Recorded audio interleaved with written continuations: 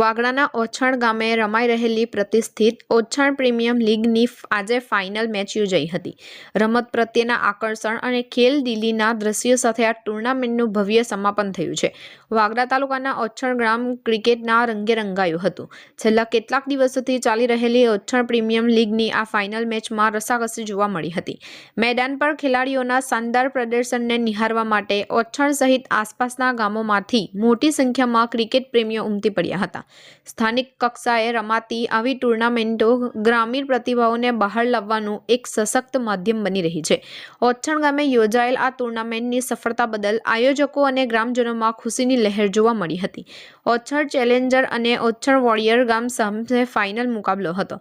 147 run 17 ઓવરમાં પૂર્ણ કરી વિજય બન્યા હતા.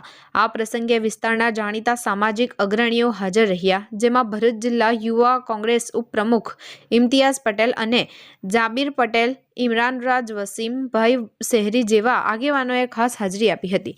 તેઓએ ખેલાડીઓનો ઉત્સાહ વધાર્યો હતો અને વિજેતા ટીમને પ્રોત્સાહિત કરી હતી.